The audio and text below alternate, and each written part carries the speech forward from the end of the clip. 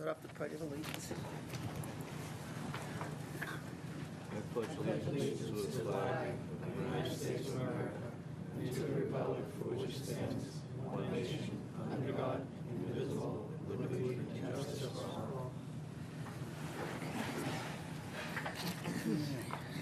First order of business is the review of minutes. I've reviewed them and recommend an approval. So moved. Second. All those in favor say aye. Aye. Opposed? And that's unanimous.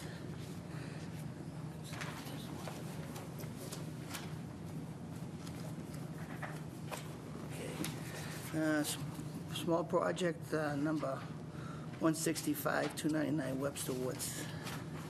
So this, you can see in the plan, is just for a egress window well. They're doing work in the, yeah, you can't see much on the plan, but they're doing work in the basement, so they're installing an egress window well. They want to install it by hand. It's 65 feet from the wetland, and no erosion control should even be necessary on this. They're just a small job by hand.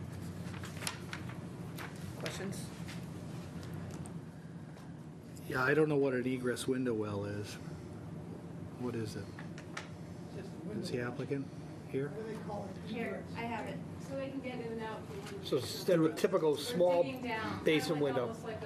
Like a bulkhead? Small bulkhead, but these are smaller. It doesn't go right to the foundation, it just goes I below don't the know what they window. have in there, I don't do the back. Yeah, I mean, a typical basement window is going to be small, and egress has to be a certain, there you go, certain size. This in your packet. Yeah, let me, Yeah, we got it. So that is it. Gets bolted to the foundation. Yeah.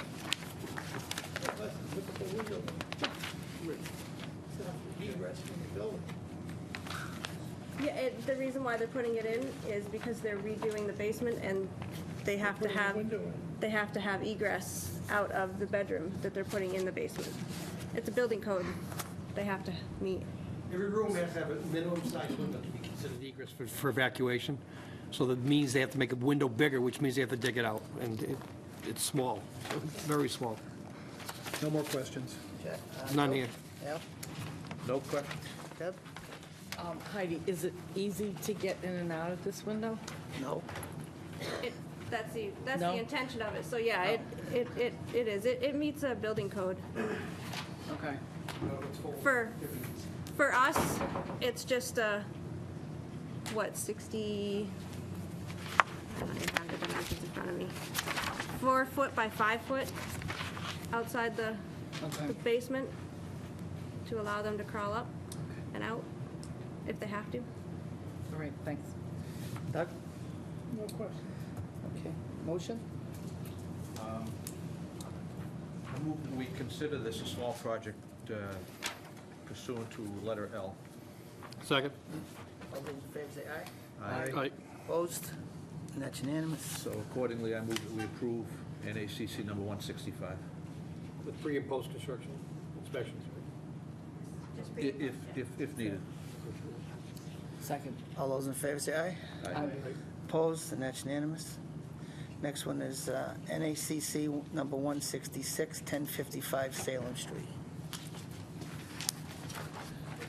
So this is for gas line connection out of 1055 Salem. You guys probably remember this one.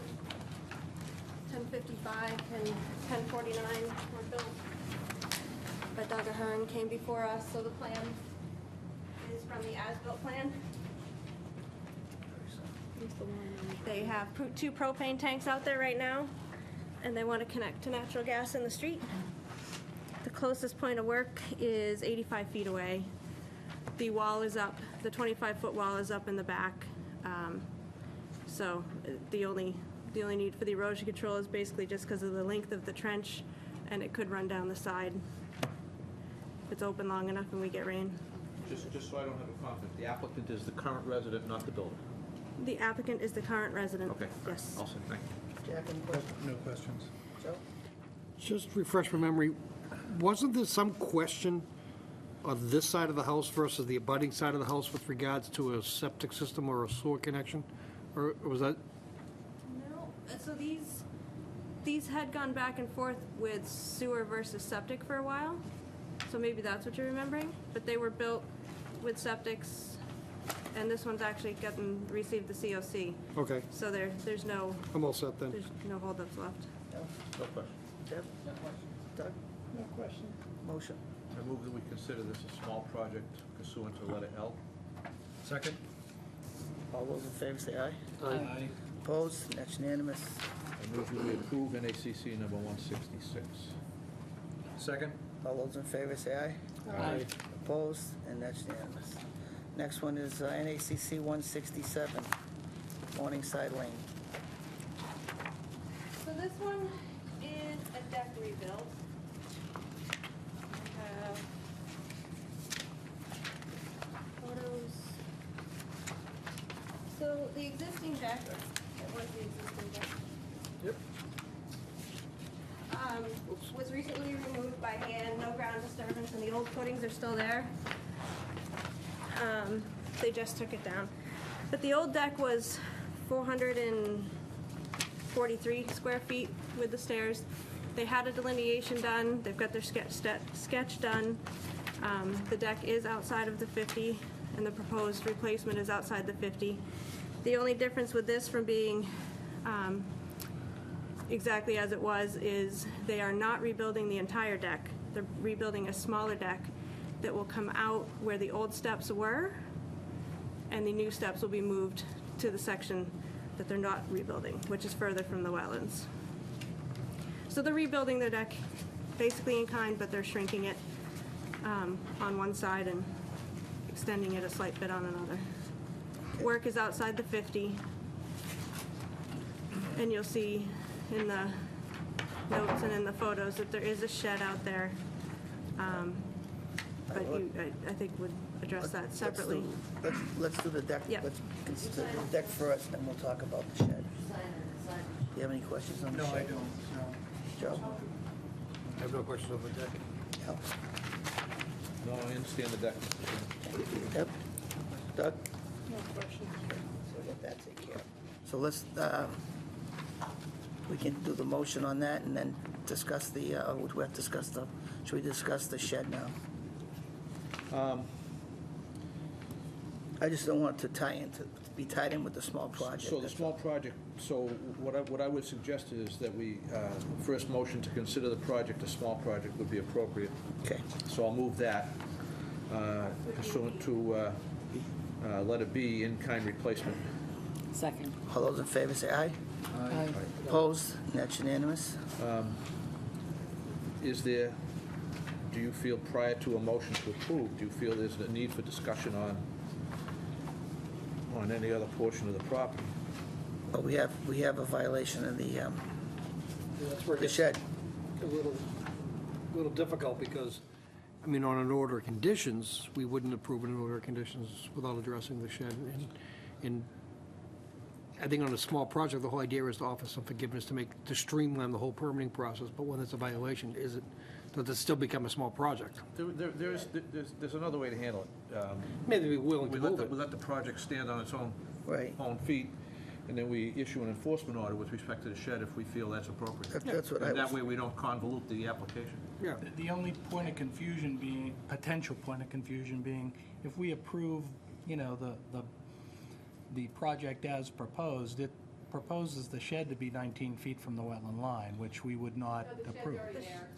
The shed's not part of the project. And that's just an existing condition sketch, that's all. If that's what I was leaning to, approving the small project and then issuing an enforcement order on the shed. Yeah, I get that. I just don't want it to be interpreted that we're approving the shed 19 feet from the wetland line.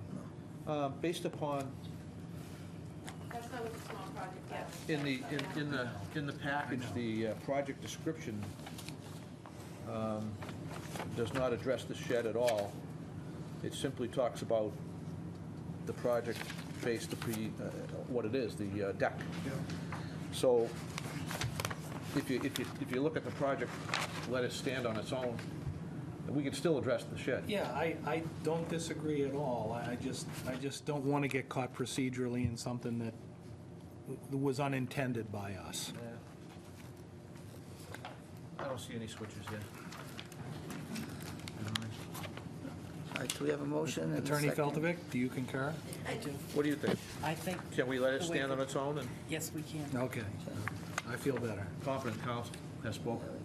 All right, so we have a motion and a second on So the, then, so then I'll move that we approve NACC number 167 as it is drafted.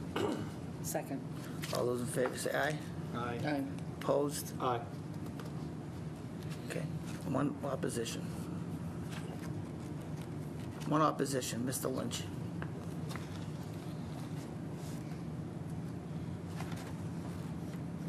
Okay, all right. Now I guess it's appropriate to inquire. Yeah, now, Now I just motion that they issue an enforcement order requiring the shed to be moved outside the 50. to comply. Well, or for them to, they could choose to permit it, their lot, and I think what we want to do is we want the shed to be brought into compliance. okay. And So we can issue an enforcement order with, what, a date of like January 15th for it to be moved? Actually, I used the word comply, but, you know, in compliance with the bylaw, that's not in compliance with any permit, there is no permit for it. Right. I think if we just use the term bring the shed into compliance, What's the size of the shed? 8 by 14?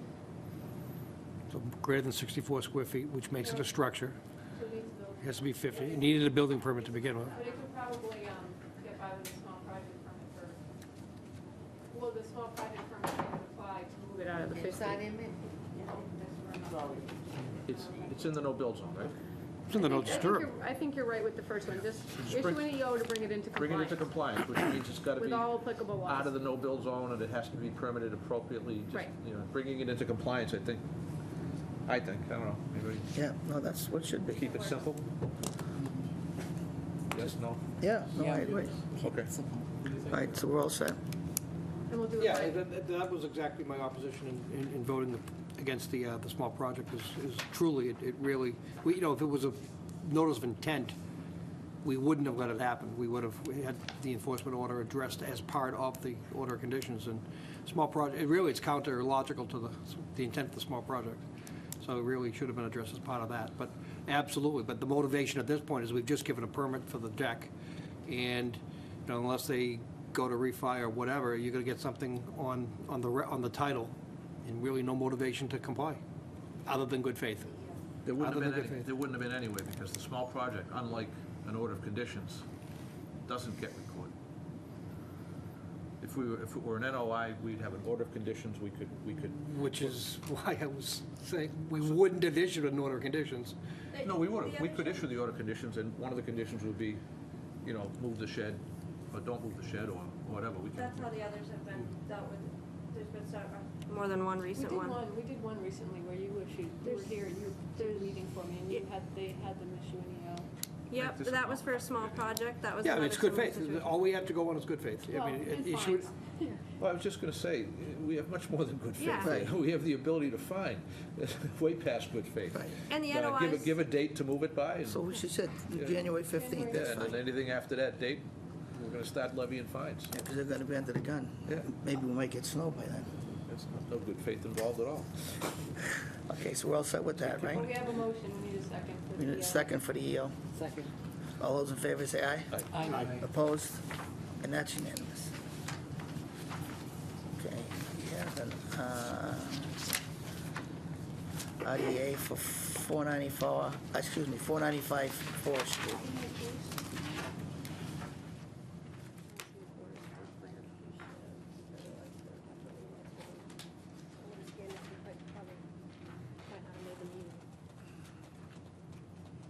so this is for a 16 by 20 shed. You can see it's proposed to go in the salon right here.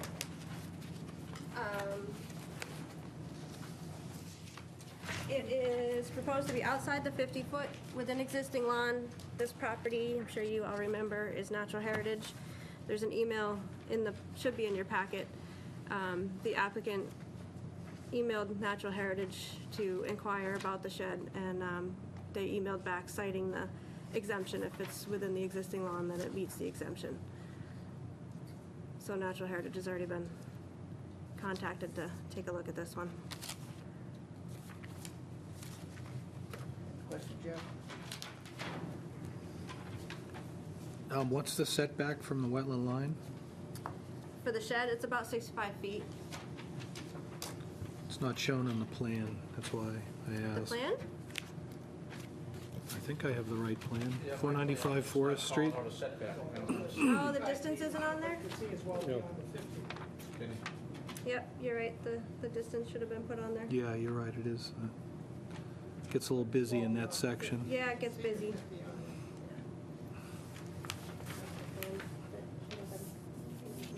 Sorry. I have no other questions at this time. Joe? Yeah, same here. I'm all set. Motion? Move we issue a -3 determination for 495 Forest Street with conditions for pre and post construction inspections, and that's all. Did you have a follow-up question? Well, second, and then, Second. who's already second? No, you second. Second, on discussion though? That, there's a swale or some sort of structure, drainage structure, it looks to be, to the, as we're looking at the plan, to the right. Is that part of the subdivision or just part of this individual lot? It's this individual lot. So it's not like part of a Nope. easement area or This anything? was for that individual lot. Okay, I'm all set. Okay, we have a motion and a second. All those in favor say aye. Aye. Opposed? And that's unanimous. Next one is 242, 492 Sutton Street, Lawrence Municipal Airport, and I'll have to include myself. See you right now, the chairman. For The the, airport, really? yes. Thanks. No ground ball from you, huh? No. That was great So last. just as a little background, meeting. when we saw the presentation last week, I know a few of you had to catch up, because not everyone was here, but I don't know that Randy's going to go through it, but he and I did go out and review the wetland line, made some changes. He sent me a summary of those changes. We're now good with that, and they're going to be adjusting the plan. We also viewed the area for mitigation, and I think we discussed briefly the mitigation for the stream relocation. We also went down and looked at the area for the wetland replication. Wetland replication being a more common thing. The stream relocation, however, is certainly less common, at least in the 8 years that I've been here with you. And probably even, not quite as common in the 20-some-odd years some of you have been on the board. So with that, we did discuss briefly at the last meeting potentially asking for some sort of outside review of that stream relocation. And in talking with Randy about it, he would like, I think, for us to kind of narrow the scope on that and talk some about that tonight. Thank you, Jennifer. Now, good seeing you again. Missed you at the last meeting. Did give a fairly extensive presentation last time. I know you've had a little bit more time to digest it. I don't intend to go through that presentation again tonight. There's a lot of information before you. We did continue mainly for the site visit, as Jennifer stated, and we had a comprehensive 3+ hour site visit, which we got to see every square inch of buffer zone work areas and obviously those within the wetland. As Jennifer stated, one of the main reasons here tonight was obviously recognize the need for some outside consultation on our stream relocation plan to satisfy the comfort level of the commission. And as far as input into that, I was just asking Jennifer that the scope, if we could, two things. We address the stream relocation design with that consultant and kind of limit it to that effort. And I was also asking that the scope to that consultant that I at least have a full 8-hour combination office field visit with that consultant to provide all the construction details and narrative and present the plans to them without them having to figure it out themselves entirely. I would like that opportunity to work directly with them for a full field and combination field office day. So those were the two big items I would like to see in a scope to that consultant. But other than that, we welcome that challenge to work with a consultant and go over that review. Again, I'd like to restate, as I stated in the first hearing, I really believe in the relocation over the culvert. The culvert is still on the table. We can go that route. It does have a reduction in wetland impact with the culvert, but if you read the wildlife habitat assessment, I believe the replacement of the wildlife connectivity function is much better served by the relocation over the culvert, and I'll continue to emphasize that. And with that, I'm open to any and all questions about the project, certainly, but would certainly like to get the consultant review process started as quickly as possible as well. Jim, could you flip to that stream location slide? That would have been maybe 300. Right in that area. Right. Well, this stream is at the toe of this slope. These are some photos of the stream. That's the other mitigation area, so let's get to the... C301, it might be the first one. There it is. That's There it is. There it is. So, just in general format, you'll see the level safety area proposed, and it goes over the existing intermittent channel, and the relocation around the end of the proposed fill provides some additional bank, et cetera. So there's about 550 linear feet of bank involved with the impact area, and about 100 additional linear feet of bank associated with the proposed relocation. So about 100 feet of replacement over and above the altered amount. Really, the reason why I asked for the slide to come up is there were some people who weren't at the meeting 2 weeks ago, and when you referenced the culvert, it's not an existing culvert, it's an existing, not a natural brook, but it's an existing ditch that flows as a stream. But because of the extension of the safety zone, you would need to, as an alternate, would need to put it into a culvert, and that's where the habitat migration. That is correct. If we were to culvert this, the extent of the fill slope would not be as great. You'll see those 45-degree angles in the relocated stream. That's to accommodate the high flows. We can't go at 90 degrees, which would tighten this up a little bit. We had to go at more gradual bends in that stream, which kind of widened out the impact a little bit. If we were to go with a straight culvert, the footprint of impact would be smaller, but you would not have this wet corridor recreated around the end of our fill that would address some of the habitat issues that I identified in the habitat assessment.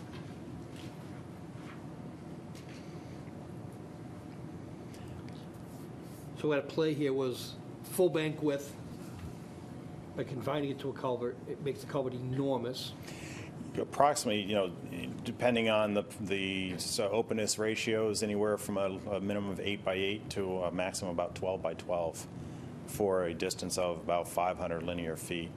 And even with those openness ratios, they're not hard and fast science. They're general guidelines to invite, critters that would typically want to move through it to invite them in without feeling confined and try to walk around it. So yes, simply proposing as an alternate is to give them a different corridor in an open brook to continue to use it and keep them out of the safety zone completely. With proposals in here to completely wood with natural shrubs that entire recreated corridor. The science behind the openness ratio is that they can see daylight on the other side, but that kind of ignores the whole habitat characteristics as far as brush, things like that. Obviously, you can't grow vegetation inside a culvert, so you lose that aspect. We don't lose that. We can actually enhance it with our relocation proposal. Does the airport object to a third-party review of the stream relocation proposal? No, and with me today is Michael Miller from the airport manager for Lawrence Municipal Airport, and he attends all hearings with me. But we have not only the airport and airport commission as parties to this, but Mass DOT funding and FAA funding as well. This was discussed with those parties, and all recognize how helpful it could be for a third-party review as far as bringing this all together and making us all on equal footing as far as the design detail and benefits of the relocation plan. So yes. Do we have anyone in mind that would be qualified to do this, that would be agreeable to the town and to the airport? Just by chance, the past two reviews we've done, both the slip lining for National Grid and out on the Lacey Street farm there. Not the same consultants both time, but Ecotech did both. The harder thing with the airport is finding someone they don't work with, and that, doesn't work with us. That kind of narrows down the consulting world. And Ecotech, I have not worked with them You've at not worked Lawrence, with- and my I have not worked concern directly about with them either. Ecotech is, I don't know on staff if there's anybody who does engineering for them. Yeah, they have more environmental assessment. Right, and so they'd be great for that. So I don't know, I might have to look a little further, but, Well, the environmental assessment is what's important first. yeah, Before there's, you start talking about engineering, these are engineered, this is kind of an engineered channel. There are steep slopes on either side, so. Definitely. but our concern is the science, the wetland science behind it I first. think it's both. Yeah, I think. It really is concerned both. with both. The water, I mean, it's flashy, mostly it's dry, but Yeah. when the water moves, it moves through there pretty quickly. We provided that, in the stormwater management plan. We certainly We we can prepare the scope, and, the consultants we put it out to can decide either way whether they're qualified to undertake. I agree. But the flashiness of it, Jennifer was able to witness it the other day when we were there the other day, and again, it was dry Heavily again. eroded in sections, so. But, I mean, that's all on. So, I mean, we're hearing a few requests. We're hearing narrowing down third-party reviews specific to this area and this issue. And I don't think, unless I'm looking at Jen, I don't think we have an issue with any of the other wetland restoration, the other mitigation measures they're proposing. I mean, they're all pretty straightforward. We wouldn't need to send that out, not necessarily. We wouldn't need to send that out for review.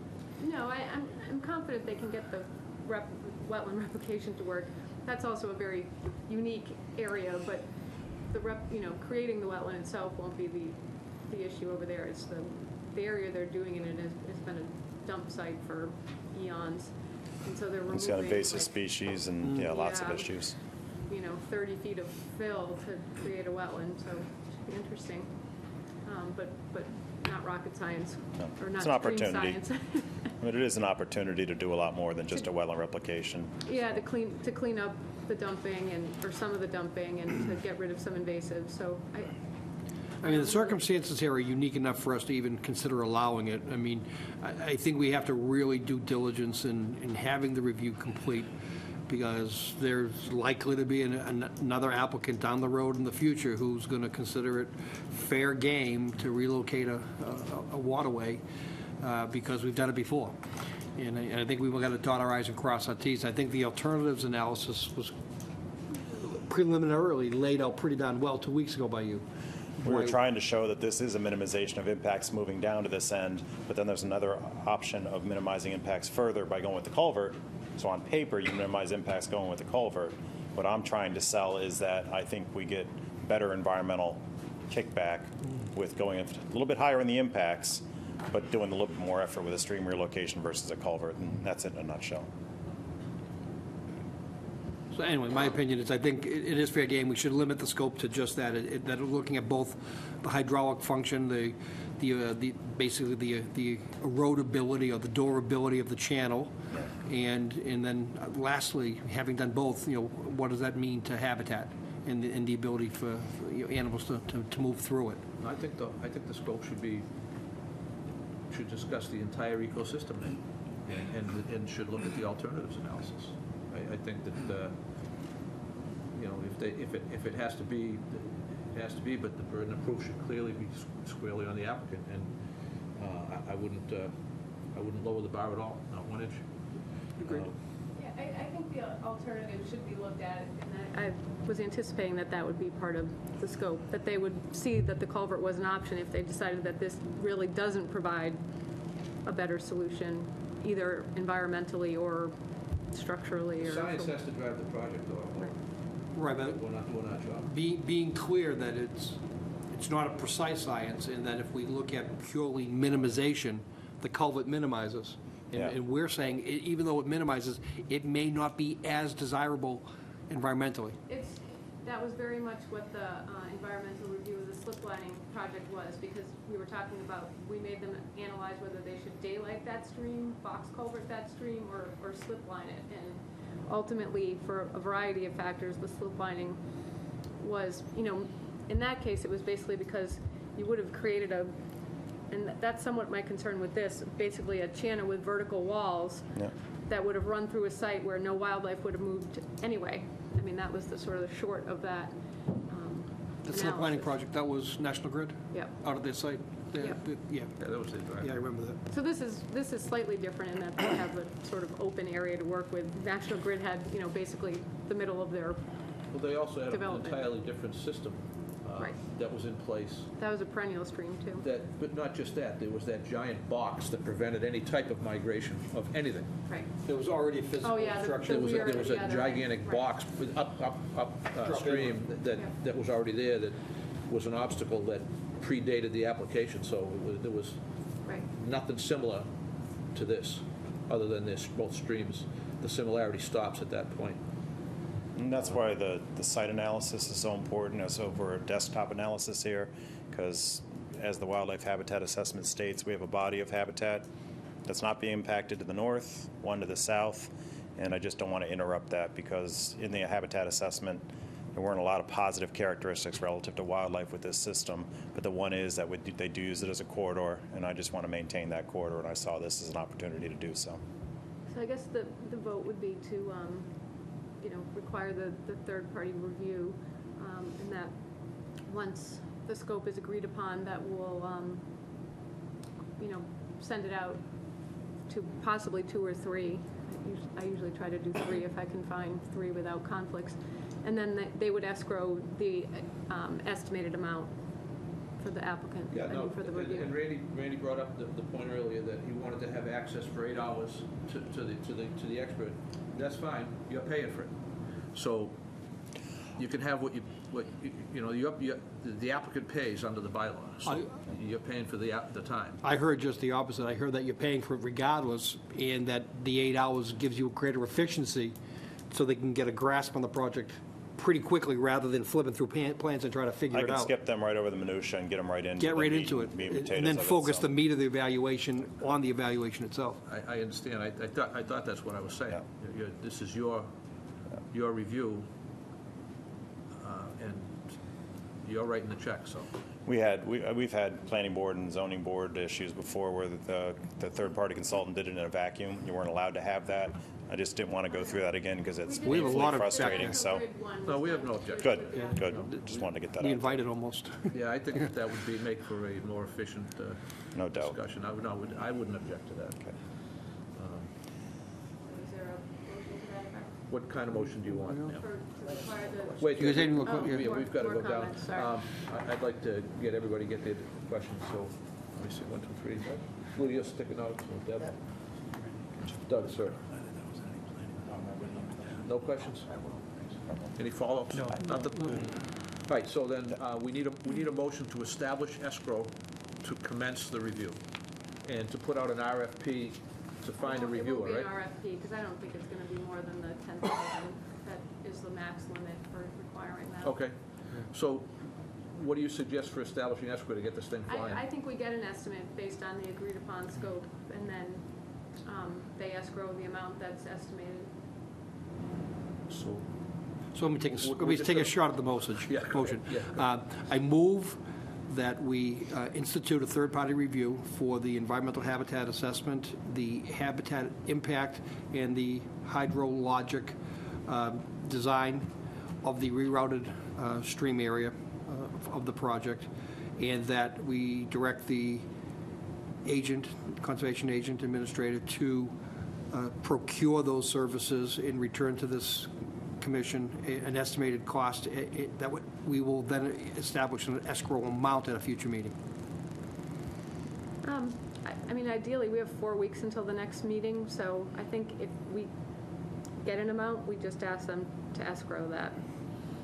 I don't know that we need to, So An uncertain amount? And What- 8 hours, figure 8 hours. What's required to not have an RFP? 10,000? 10,000, I Why don't we think just is- say no more than no more than 10,000. $10,000? Make it an amount, and we use what we use. Well, it's going to change the process anyway if it's more, I'm pretty sure. There's different rules that apply to third-party reviews, so I always have to go back and ask, because we don't do It this actually often. drives down to what our town procurement bylaws say, not the state law. I'll make sure everything's Yeah. on the up and up So do you want to use the motion? of not more than 10,000. Yeah, friendly amendment. Second. Okay, we have a motion and a second. Any further discussion? There being none, all those in favor of establishing escrow signify by saying aye. Aye. Any opposed? One extension. None opposed, one abstention. Okay. All right, and then I guess if there's no one in the audience that wishes to be heard, we can continue. Lou was recused, so he didn't even vote as an Right, abstention. I got him as recused. Yeah. Are there any abutters here for this project that have any questions thus far? None answered. So the motion would be to continue until the January 13th, right? So moved. Second? Motion and second to continue. All those signify by saying aye. Aye. Opposed? And that's unanimous. That date certain for continuance is 4 weeks from now? Yep. Okay. And I just wanted to clarify those zoning and planning issues that I had. We're not in the town of North Andover. Since I was being taped, I just wanted to get that on the record. Oh, you're on TV radio. You're live I right know. now. So I got that in there, so I'm good. Thank you very much. I'll be working closely with Jennifer and Heidi, and I'll try to move that along with them. I'll get it back in your court whenever you send it into mine, and Yep. we'll get it done. All right. Thanks again. Mr. Chairman, Yes. it's all yours. Standing job. Summer Street. Oh, Jen, that's you told me the continued. Summer Street one's continued? Correct. Okay, 242, 1669, 265 Summer Street, request to continue. So moved. Second. All those in favor say aye. Aye. Opposed? That's unanimous. Next one is 242, no DEP number yet, 22 Harkaway Road.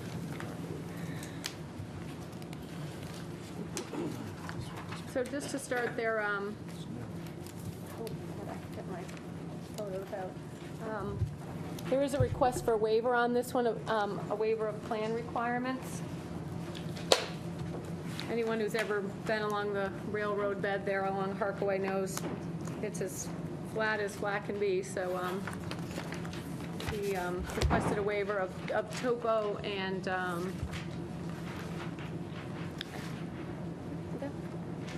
is it dimensionally? Yes, it is. Is it attached to the package? It, depending on how much it is on the property, it should be in there.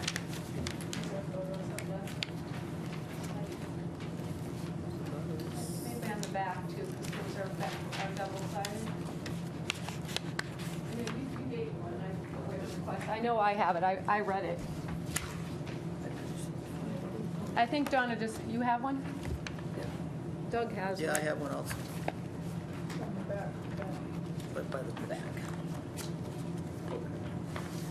Three of All right, these as in long here. as it's on there. Yep. Very good. Thank you.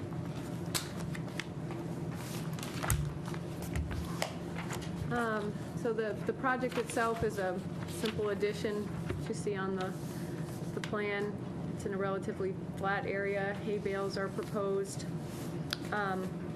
There is an issue on all of Harkaway that the lots have somewhat extended off-site, and there really isn't much of a 25-foot between the swale that runs along the railroad tracks and the BBW there and the lots. I would say our normal solution to that would be to have the owner monument the 25 and then not maintain beyond that monument. In this case, along the railroad bed is 100% Japanese knotweed, and so that would be what the backyard becomes, I think, even with the most aggressive of planting plans. So I'll leave that decision up to you, but that's the way it is out there. So unless there was some kind of cleanup all along that area, it would be pretty much impossible to keep it out. Does it even make sense to have the hay bales there? Well, I mean, they're going to be digging a foundation for the addition, so, I mean, winter rain and frozen. Well, winter rain and frozen ground might result in that, but All right, small issue, we can skip along. Yeah. I don't have any other questions. So this area is, I mean, it's already been maintained, it's cutting of the materials. lawn. So by letting it revert to a natural state only is going to invite the take hold of an invasive species in the backyard, so even though, you know, it's an old established lot, an old established house, there's no question that the resource area is there, but I don't see any great advantage of stopping mowing. Let them continue to mow. Right. His is probably one of the only lots without an actual violation in the 25-foot no disturb zone either, so he's doing the best job of just mowing the grass. Everybody else has some structural issues.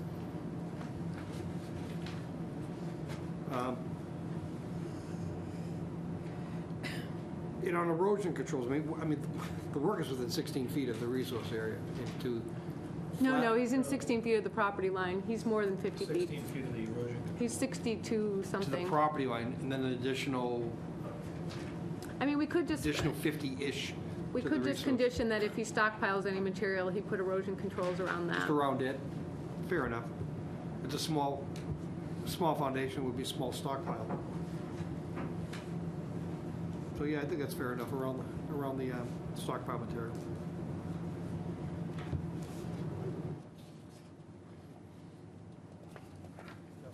I am, that's all I had. Mine is just a procedural. This is an NOI, right? Yes. Okay, so I'm just confused by the recommendation.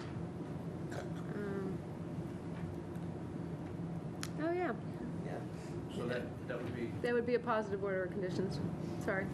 so it's actually, okay. That's a typo, right? Right. Okay, good. I'm all set. I'm all set, thank you. I just have one question. Construction access, Andy, would be on where the addition is, correct? Yes. Okay. What's the, I mean, because there's no elevations, is it going to be easily accessible to get back there where you're so close to your butter?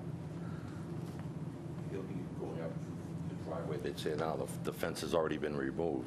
The That's what you're getting driveway's at. on the It's right. on the Driveway's same right side. to the property line. Oh, Yeah. I'm sorry, I haven't seen it. No, the driveway's just to the back of the house, or just part way back on the house. It's not on there. About where it says duplex is where the driveway ends. Just beyond the 100-foot. We really don't have to get back past the property line with any machinery. It's pretty much going to be a real small foundation.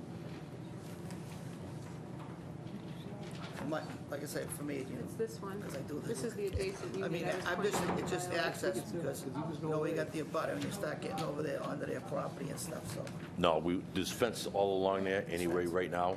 okay. And I've already talked to the Baldwins next door. They're happy with everything. We always go through everything with them Yeah. before I do anything. Okay.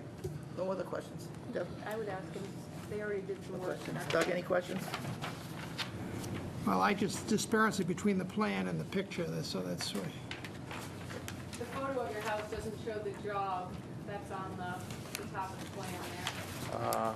I think I might have a picture that, you know what, I don't know But if you I already brought. did some work, right? You took something out. I moved the bush. No, you did some I have a work on the picture house. that does kind of show it, if you want to look here. Do you want to see this? Sure. Have to squint a little bit, but you can see right here is basically the top of the hill. No, that's not what we're talking about. There's a jog. See this jog in the Yes. building?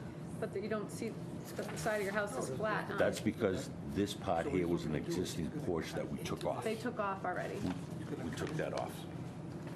And then build the addition.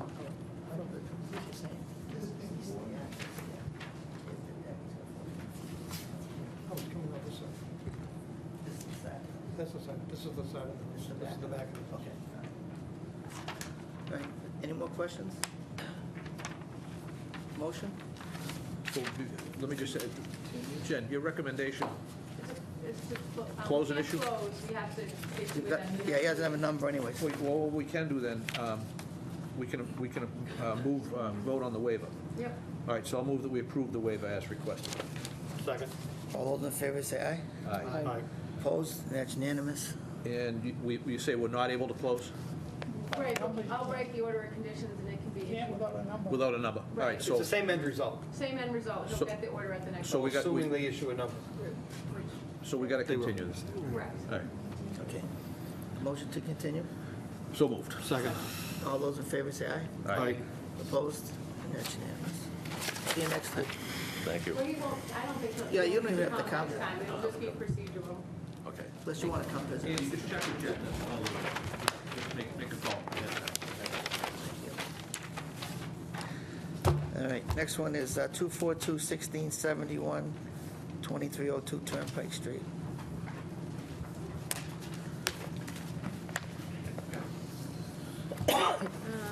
So this is a, oh, that's Summer Street. Where did I put this in here? I think it's in by number. So this is a brand-new filing for the lot on the corner of Sharpner's Pond Road and Turnpike Street. It's also before the planning board and has been sent to Lisa for review. I did review the wetland delineation with Mr. Hockmith and confirm that.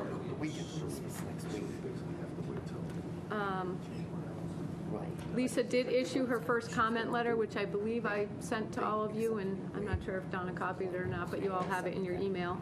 And I'll let the engineer present the proposal.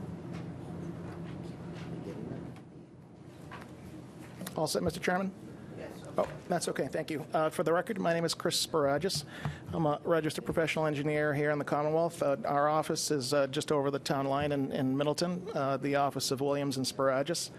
Also here with me this evening, one of our project managers, who you all know very well, and wetland scientist Greg Hockmuth, and the applicant, Danny Gill, who owns Earthworks, Inc., a local landscaping company who would like to expand his business on this property, and he's here with us this evening as well, together with his father, Norman Gill. They're in the first row here behind Greg. We're pretty excited about this project. Let me see if I can just try to get into it a little bit for you. This is the entrance to North Andover, right on 114 at Sharpner's Pond Road. It is the corner lot. You can see the north arrow on our plan here. North is that way, and so Middleton is to the south. Sharpner's Pond is at the bottom of this plan, and then 114 or Turnpike Street is to the west along that side. It's a corner lot. The property measures approximately 3.5 acres, and it's relatively square, about 400 by 400 feet. The reason why we filed a notice of intent with the commission is because we are proposing some activity within 100 feet of a bordering vegetated wetland. On the plan, in the north corner, is a BVW that Greg flagged, and it's shown on the darker green line. And it represents about 10 or 11% of the area of the property. We've highlighted the 25-foot no disturb, the 50-foot no disturb, and the 100-foot buffer zone is in that blue color. The proposal before the commission and the planning board, as Jennifer mentioned, is to tear down a couple of existing structures that are dilapidated on the property, being used currently as a residence. The property is being rented to a gentleman at the present time. Historically, the use of the property was residential. A few years back, the property was rezoned Business 2, B2. Danny has come along and I identified the property. It was for sale. The Murphy family has owned the property for a number of years now. And what Danny would like to do is move his operations to this location and expand. And what we were proposing is an L-shaped building. That's the footprint that you see in brown. That brown L-shape measures about 15,000 square feet, that footprint. And it's comprised of retail space, office space, and storage space to support Danny's business, if you will. And so the way the building is set up, it's a two-story building at the center of the L. So right about here. And then there are two wings. The wing that extends roughly to the north and the one to the east. And those portions or wings are only single story. And let me just backtrack a little bit to give you a little bit idea of the lay of the land. Both 114 and Sharpner's Pond Road sit up much, much higher than this property. If you look at the existing watershed map, the watershed for the property basically runs downhill from 114 and from Sharpener's Pond. And there's quite a change in elevation from the high point, which is along 114, to the rear of the property towards the wetland. As part of developing the property with this building, we're proposing to take advantage of that grade to the best of our ability by creating a walkout level at the back of the building. In addition to that, in order to pick it up a little bit so that it's not completely in a hole, we are bringing in some fill material to make the building a little bit more visible from the highway. As I said before, the proposed uses include some retail space, some office space, and storage space. Access to the property and the existing condition is via an existing driveway on Sharpener's Pond Road near the intersection of the highway, and we're proposing to use that existing driveway at this location here. And we're also proposing a secondary access to the property on the northern frontage of Sharpener's Pond Road, and that entrance will be exclusively used by heavier equipment so as to have folks that want to come to the site who might be interested in a service that Danny offers would come in the primary entrance and park out front and go into the showroom, if you will. And then his landscape vehicles and other vehicles like that would enter the second entrance off of Sharpener's Pond Road. After looking at the property and the way Danny intends to use it, Danny felt that it wasn't really necessary to create a curb cut out on the highway, and instead we're proposing just to use the access from Sharpener's Pond Road. And because we're proposing some activity within 100 feet, as you can see on the plan, we have a portion of an exterior storage building, that brown rectangle towards the upper portion of the plan, a portion of the paved parking area, and a portion of the stormwater management area, and the grading, and a couple of retaining walls that are supporting the grade on the downhill side of the stormwater management area. All of those items are within the buffer zone, and in accordance with not only DEP stormwater management regulations and the North Andover site plan review regulations, we've prepared a drainage plan and a stormwater design that we believe meets the intent and of the regulations that DEP has set up for stormwater management. Let me just go into those into the design a little bit. As you know, the site obviously flows from the intersection roughly back towards the wetland. And what we've tried to do is keep our drainage design rather simple. And so we've graded the site to minimize the number of structures that are going to be needed to collect the stormwater. But we do have some catch basins set up at various locations that are interconnected and then run down the site via a closed piping system into the first compartment of our primary stormwater management area, which is a sediment trap 4 bay. From the sediment trap 4 bay, stormwater would then spill over into the primary basin, which is designed as an infiltration basin. We, as part of the design and our recon, when we were doing our topographic survey and our property line determination, we did come out with Danny and a piece of equipment to excavate a couple of test holes to determine the suitability of soils to support these stormwater management areas. And I'll just take pause for a minute to apologize to Jen. At our TRC meeting last week, Jen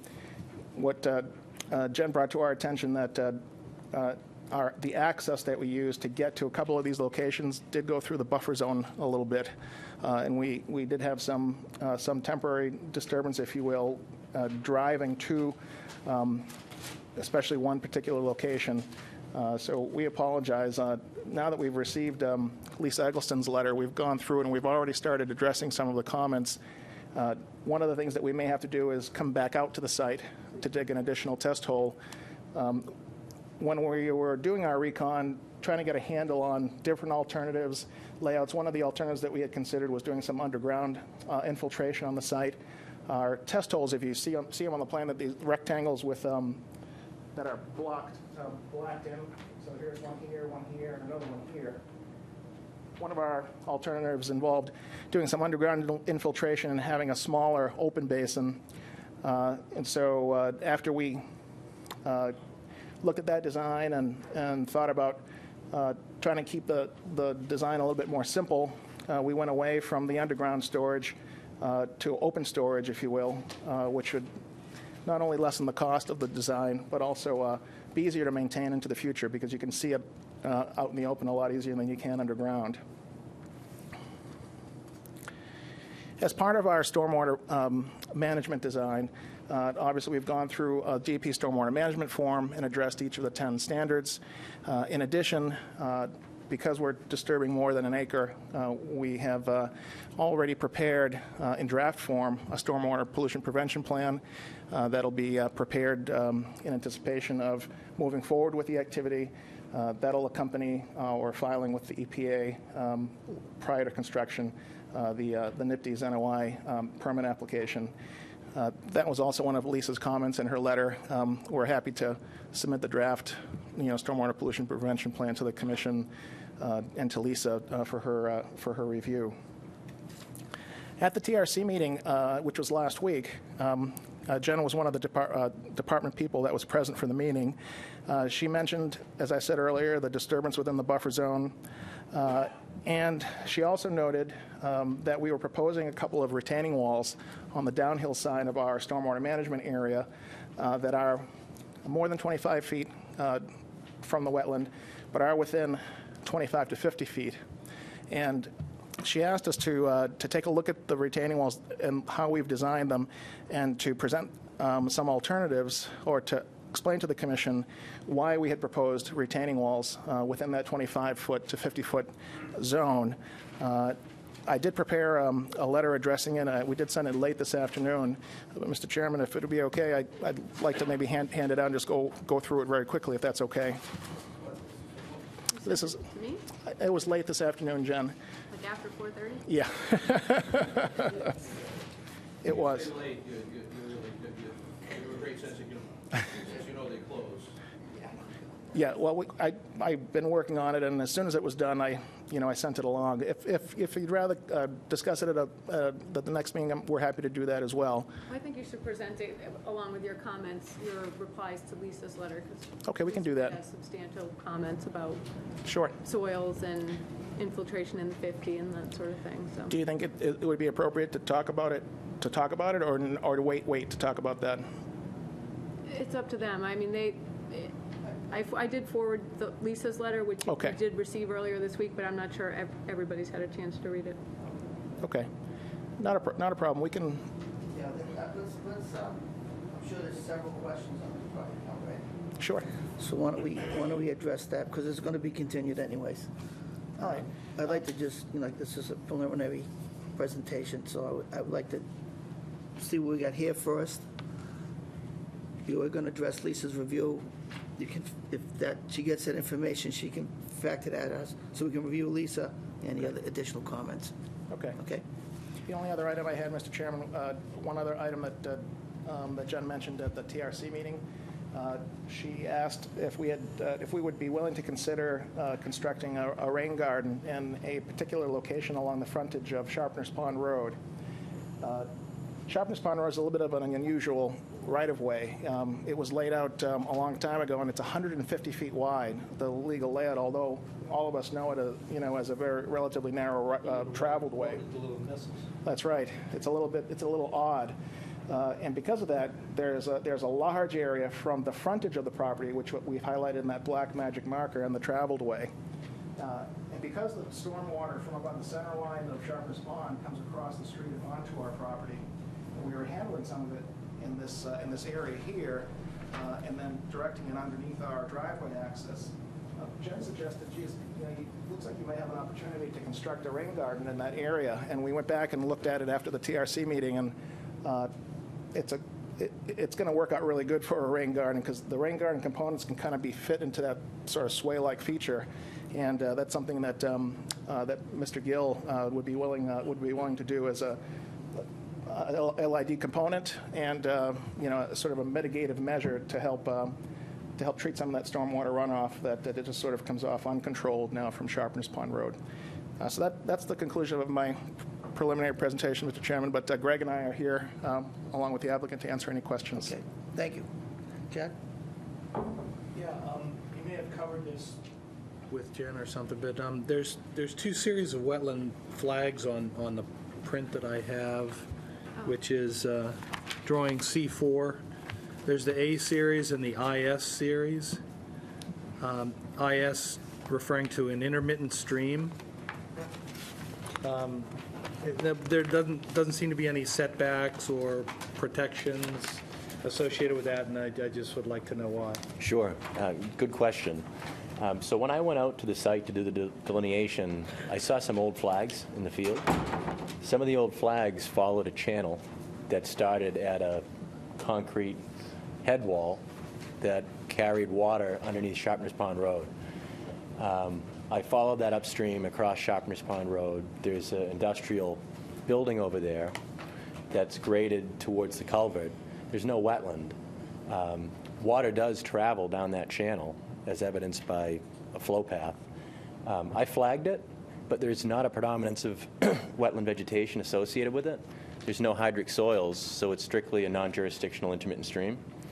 We flagged it just for design purposes and had our surveyors locate it in case we were doing any work in that area. So it's technically not a jurisdictional resource area, but we still showed the flags on our plan.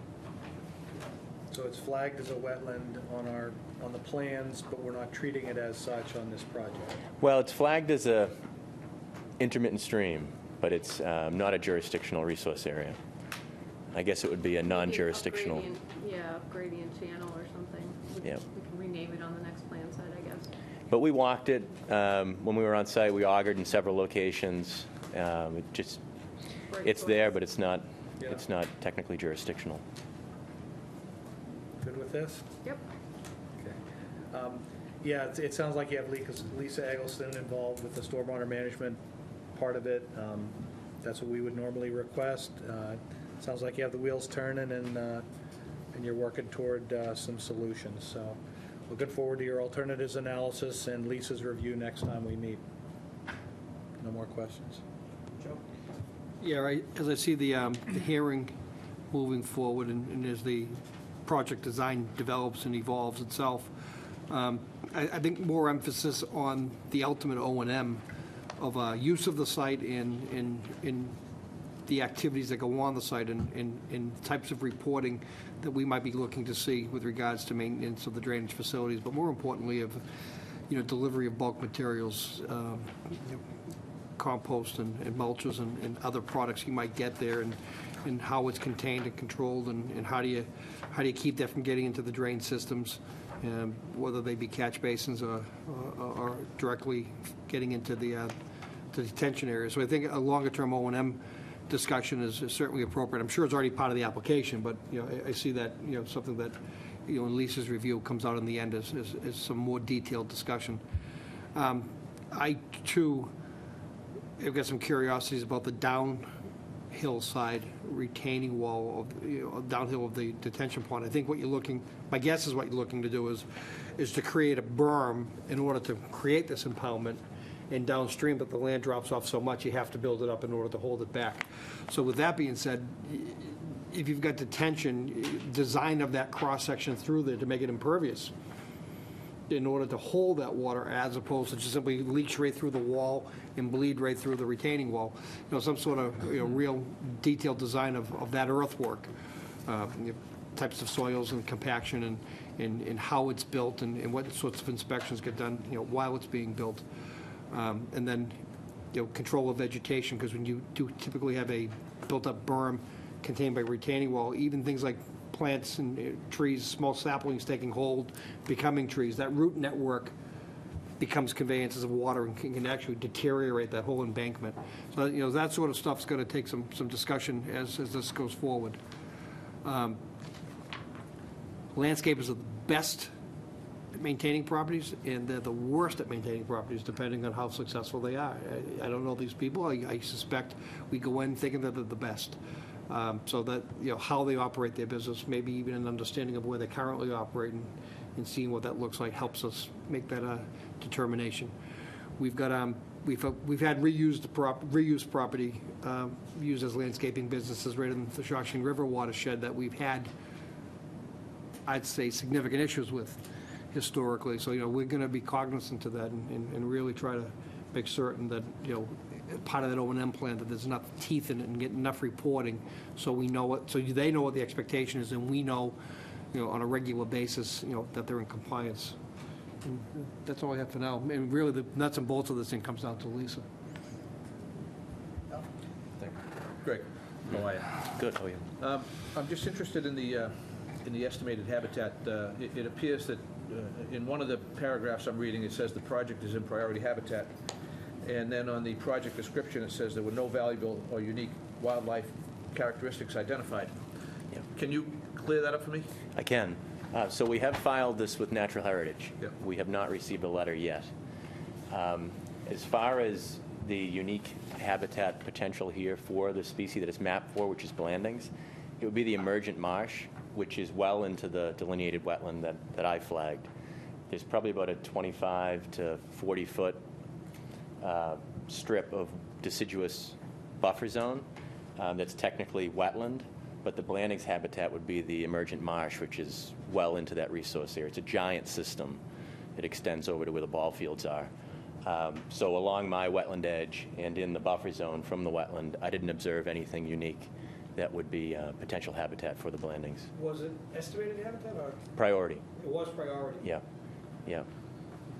So, on that point, I'm thinking a little further down the street where it's actually that upland adjacent to the habitat is where the blandings actually, so we'll actually wait for the notification, but I think that Natural Heritage will have something to say about that. I was trying to understand it. Do you have any idea on water table in this site? We do in the area where we did the test pits. Yeah. Okay.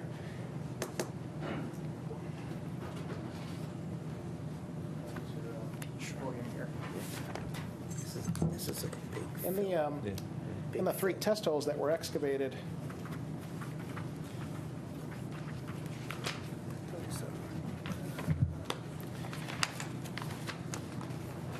we had that groundwater table, depending on where we were. Test hole number 1, which is the test hole that's closest to the wetland, we have a 36-inch groundwater.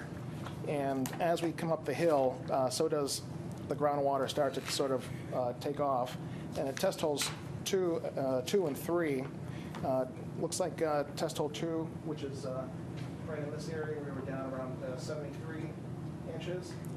And in this test hole here, test hole 3, it was actually up a little bit higher. There was some modeling up at 40 inches. What did you find in your augering? What did you find for material? So for the test holes, that we used an excavator, a small excavator, if you will, and we dug down until we encountered the evidence of groundwater, if you will.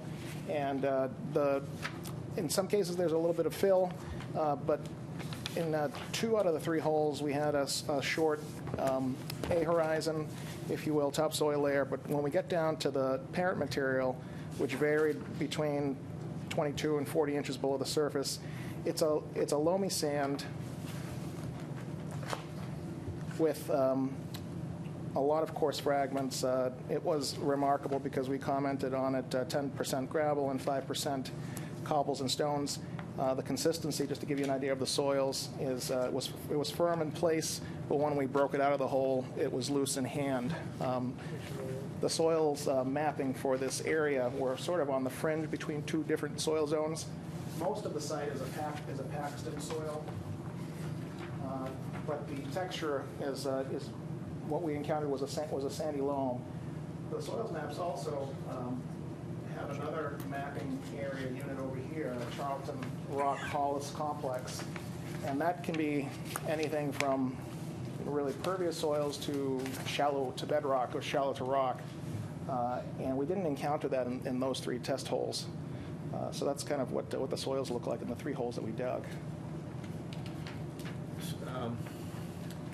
In the 3 holes, what did you encounter? What you would describe as fill? Yeah, towards the top of the horizons. Let me just tell you exactly which ones where we found a little bit of fill. You were using a backhoe to dig? That's correct. Okay. Yep. So- Phil was more than 8 years ago. Yeah. In test hole number 2, there was about 30 inches of fill material on top of the topsoil there, which is right about here. There was no evidence.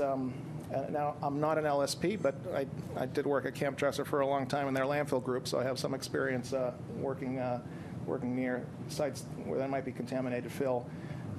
No sensory evidence or visual observations of anything nasty, if you will. It looked like it was fill material that had been brought into the site to maybe level it off, if you will, behind the homes. Is there a 21E on the property? That's a good question. Yes, it was when he was done. Okay. You're in possession of a current 21E? Yep, it's been completed. They didn't come across any contamination of any sort. We can provide that to you. Is that a phase 1? That was just a records review. They don't, Right. I mean, they're just looking at records of what was there and the Yeah, but potential for impact. Yeah, but that's okay, because that Yeah. tells me whether or not they had need to go further or not, so that's good. Yes, no, that has been completed.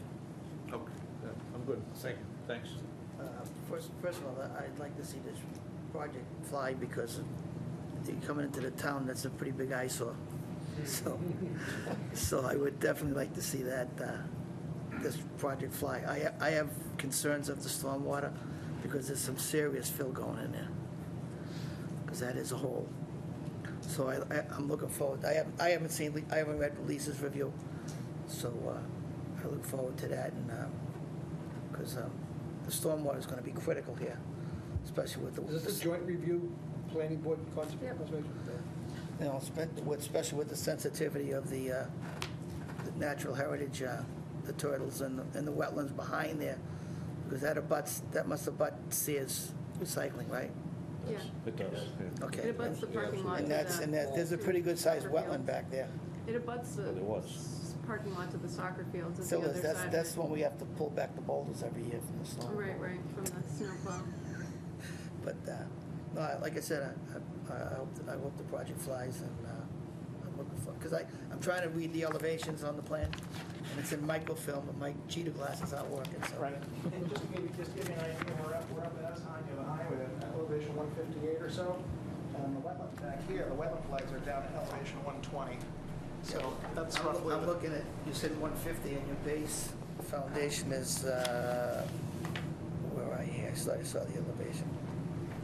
So the first floor, if you will, is at 149. 149. So even our building is still going to be lower than the highway. Right. But because the center portion of it is, You designed it that way to work the construction and even out the bottom anyways. that's right, we're trying to work with the land as much as we can.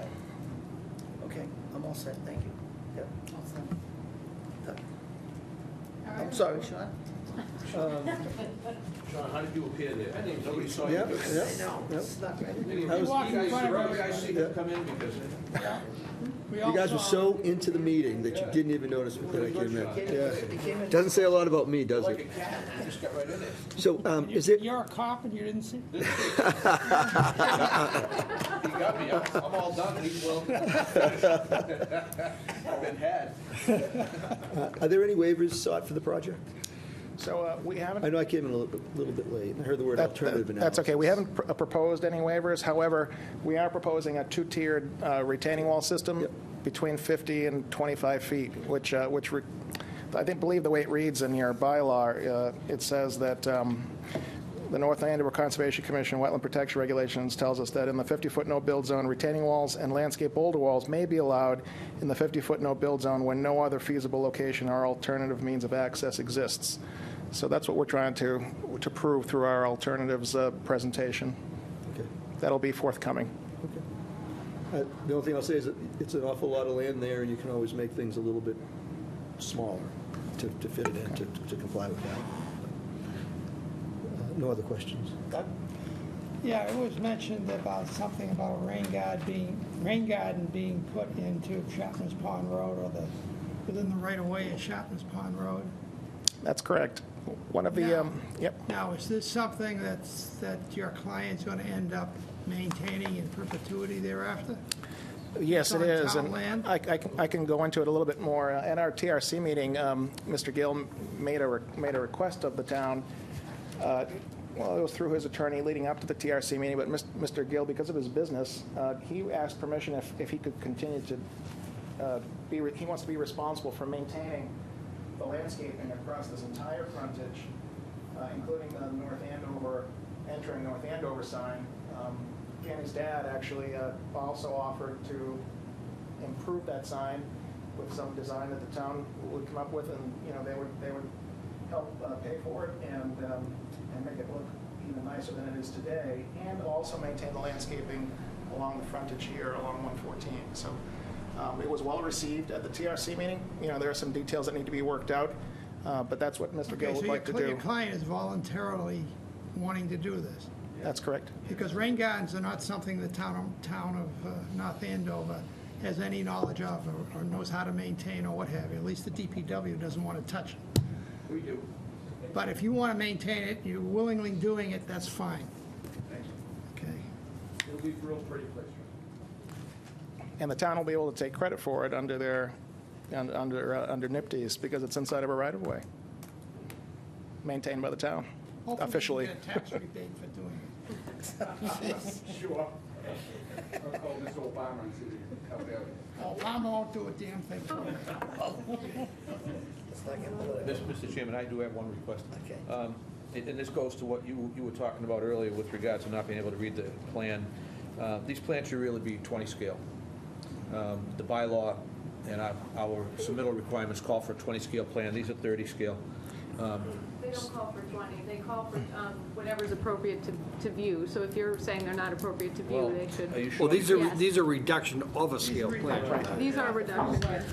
Full-size plans at a 30 scale would probably be reasonable. Not being an engineer or an RPLS, I'm going to defer to you guys. What I want is a bigger plan that's easier to read. Well, I think full-scale So you can call it anything you want. Mr. Manzi, is it okay? Can I take a look at the one that you're looking at? Is that all right? Yeah. Because I'm struggling as much You as have Lou is. full-scale plans available so you can show how. You can have a set. So what we did, In order to be able to, Sure. so that I understand what I'm talking about. Right. To be able to see it. When we changed our submittal requirements, we only now get 2 full-size, and we get I sent it to you via PDF too, so you can Yep. pull it up, but if Yeah, you'd no, like a full I set. don't have a 15-foot computer screen to look at it, okay? I'm not- We'll get you a full-size set. we can do that. But no, I mean, like when here, we're I talking can about see the submittal elevations. requirements, my understanding is, at least in the days of former Commissioner Mr. Mansour, I was under the impression that we had an absolute requirement for a certain size under the There is for subdivision under the checklist. plans. No. That's my understanding. If I'm wrong, I'd like to know now. I read this recently. 'cause Mr. I think you Manzi, cited this is it on- okay? Can I just address your question? Sure. The plan that you have, so there are a couple, there's a very big plan set. We were struggling with exactly what scale to use. We prefer to use 20 scale. All of the entire site plan set is at 20 scale. Okay. The unfortunate part is that because we couldn't fit the entire property on one sheet, each of the plan sheets is broken up into 2 separate sheets, so that's why the plan set is so big, but they are all at 20 scale. However, to make it easier for the reviewer, whoever was going to review the drainage study, we did prepare the watershed maps at 30 scale, which is what this presentation plan also is at 30 scale, so I can get it on one sheet of paper. It's a little bit easier to review the drainage lines when you can see it all at once. Okay. But the plan set, the rest of the plan set with the nuts and bolts is all at 20 scale. Okay, perfect. And the bylaw regulations do say plans shall be submitted at an appropriate scale, and then it says typically 1 to 40 for subdivisions and 1 to 20 for single-family lot development. Okay, I guess that's what I was remembering. Okay, thanks. Thank you all. All set. All right, so we need Help out us old guys, we just can't. So we need to continue, if there's no more questions. No more questions? Okay. We need- Second. All those in favor say aye. Aye. Opposed? And that's unanimous. Thank you. That's continued to. Do we have a February butters? 13th. Do we have a I don't butters know, here? that's why I just wanted to ask. I don't think so. Okay, thank you. No butters. All right. Thank you. Thank you.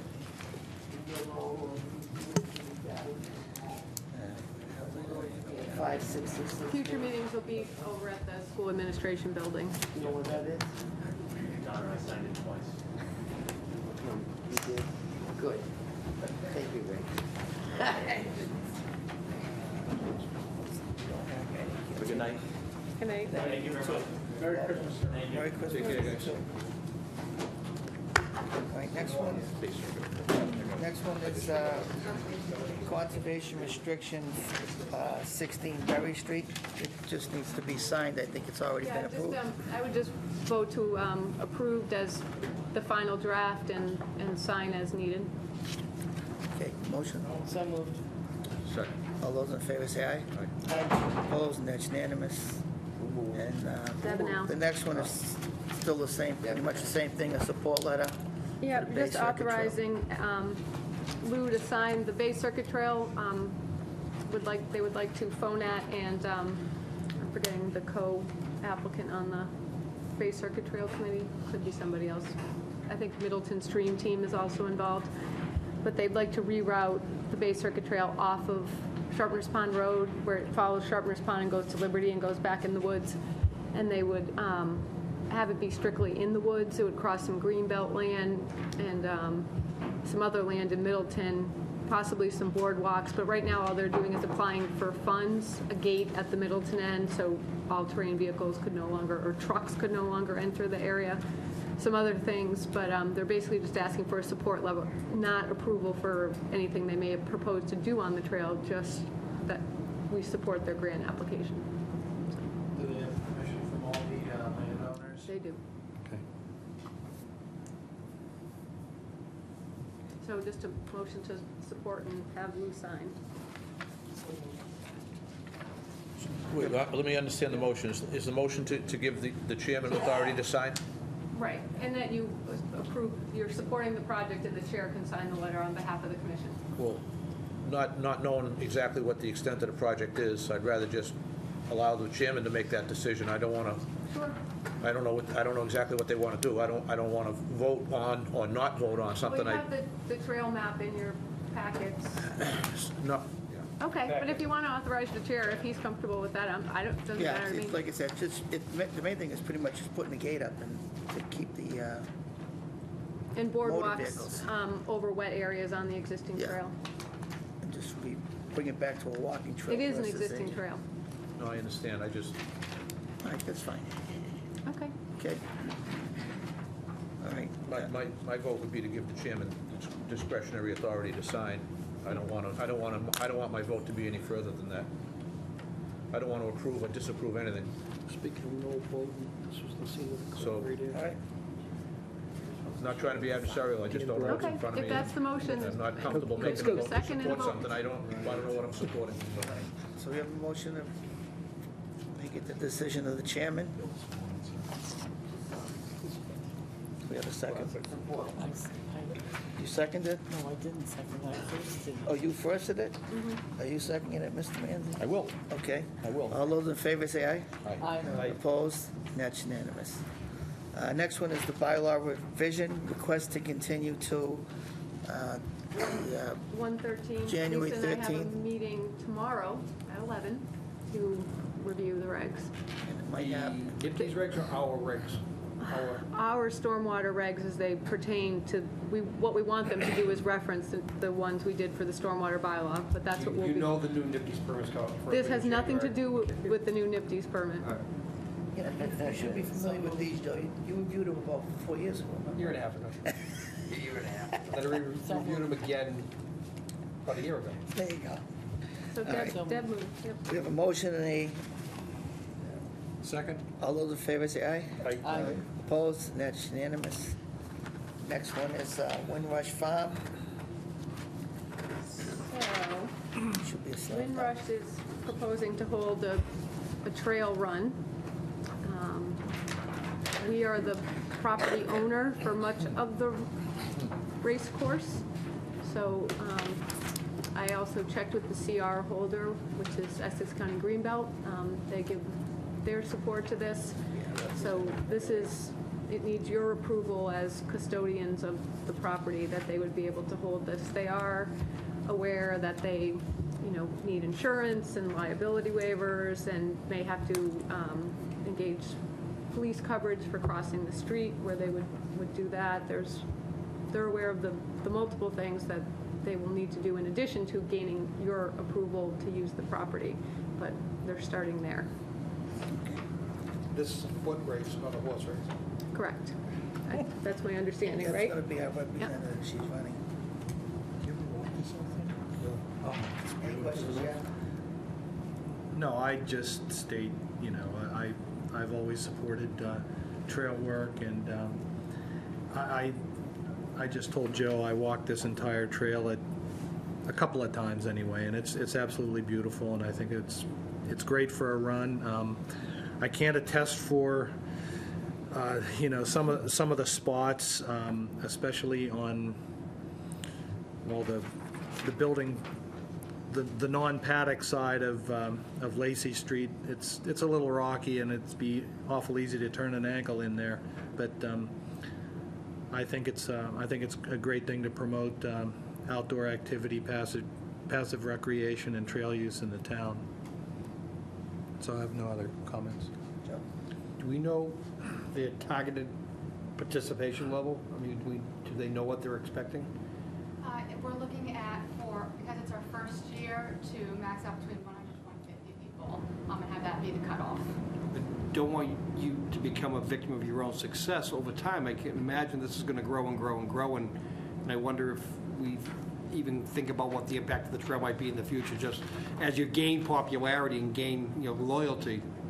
Well, I can say, Al and I have run quite a few of the Greenbelt ones on their property, and I mean, they do tend to gain a little notoriety and increase in size, but never to the level of, we're not getting Not feast to fire. we're not getting 1,000 people there anytime soon. And we wouldn't want to get so big that our staff wouldn't be able to handle it as well. But Joe's point is well taken. Yep. On any cross-country trail run, there can be unintended consequences to the damage of the trail in the area that we're trying to protect. So you have to be prepared to make an assessment after your first run and figure out, did we have too many people on here? Did we do damage where we didn't want it? Do we have to do some type of restoration? It's just something you have to look at, Which we're definitely willing to do. Yeah. We're taking care of the trails now, every year we're going to look at the event and make sure we're doing it appropriately. Well, they're a good time, and we've done a bunch of them, but they can take a beat. If you get 500 or 600 people, they're going to take a beat. So, you got to be prepared for that. That's all. Deb? I was going to say, it looks like fun. Nothing But like, I'm not- nothing like what. You can come and cheer the runners on. Okay, I will do that. What's the distance going to be? 5 kilometers. 5K? I Yeah. thought you were going to be our representative. No, Jen is.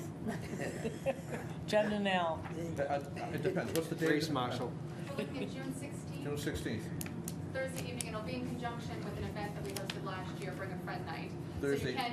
It's a Thursday evening, so you can come and have dinner at a food truck, listen to some music, and cheer the runners as they come in. It'll be a good buggy run, June 16th in the evening. Yeah. Make your run Free fast, Mother's right? Day run. You'd have to run like Free crazy. Father's Day run. The deer flies. Yeah, that's going to be wicked. Yeah, all right. Sean? It's still going to be snowing out.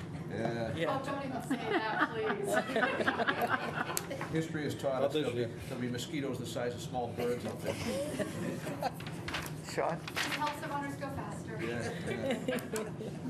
So who's putting on the race? So it's being hosted by Windrush Farm, but we have brought in some fabulous runners, local community members that are helping us who have a little bit more experience in road race management. And is there any, do the runners sign a release or something like that before they enter the race? Yeah, they'll sign a standard waiver. Yeah. And does anybody from the town look at the waiver before it's signed? The town's going to make sure that they have their required insurance for the event, and I'm sure we can review the Yeah. waiver, but like she said, it's pretty standard. Yeah. So is there some written document that kind of outlines exactly what the obligations are of the The town user manager's, of the land? right, the town manager's office said if we approve, they'll let Windrush know what else it is they need to do to make it acceptable to the town. Okay. But there is a bullet list of points that they must satisfy. Most I don't know if it's, Yeah? I don't know if it's written, but it's, For events. right, but there's some. That's typically done through the town manager, through their insurance agent. And we just gotta make sure that it gets carried out. But I guess step one is us giving permission to even let it happen to begin with. So it's really no different than using a gymnasium in a school. But there is, you're right, your point is right on. There is a waiver process, because when we've participated in events like this, you absolutely execute a waiver before you get your number. Yep. So that when and if you break your leg, it's your problem, it's your leg. Although hopefully we have no broken legs. We always hope for the best, always hope for the best, yeah. Plan for the worst. No other questions? Okay. Doug? No question. Motion? What are we moving? I don't know. Grant permission? Yeah, permission to use the property that is under the care, custody, and control. So I move that we grant permission to the organization committee for the use of Windrush Farm Trail Network for a race to take place on June 16, 2016. And that all terms and conditions for land use that may be required by the town manager's office be met. Second, third. All those in favor say aye. Aye. Opposed? That's unanimous. You're all set, thank you. Thank you very much. Okay, next one is a 242-1626, a partial bond release for 1101 Turnpike Street. So I've been out to the site to review, I've been out to the site multiple times during the process, but the slip lining is complete. The head wall repair is complete. Most of the site is stabilized. There is some planting they need to do in the spring in the access area they used to get to one side of the culvert. The restoration plantings from the tree work they did are in, although a beaver has also moved in, so there's some issues with that. But I would recommend your standard release of half of the bond, which is $5,000. In this case, we'd be holding an additional $5,000. But they're asking for more. Their request is for more, correct? Yeah, I believe it is, but I think I told them at the time, as I tell everyone, that you rarely release more than half until the project's complete. What, I forget what they requested. They want us to hold to 2,500, to reduce to 7,500. Well, I mean, you can. That's their request. You can do whatever you want. I guess all I was saying How is you're. much are we holding? 10,000. Okay. How much work is left to be done? Monitoring of restoration plantings and restoration of the access areas. What's the value of that? 2,500 enough to cover it? No. No, we, I mean, take it all. I didn't do a square footage calculation of restoration. We usually do, $3 per square foot and calculate it out, but I didn't actually. historically, we never give more than half just Well, because it keeps people interested. Well, also, if we reduce the bond too much, and I'm not saying this is the case for this particular applicant, I doubt that would be the case, but, sometimes if we reduce it too low, they don't even care if they get it back, and then we don't get COCs, and that's usually why. And they haven't removed the erosion controls either. They're still They in place. have removed the majority of erosion controls. The area that they have to restore, they just removed some saplings because, Near the main culvert, it's still in place. right, which is basically covered with pine needles now, so you wouldn't even tell they'd been there, but they did agree to replant.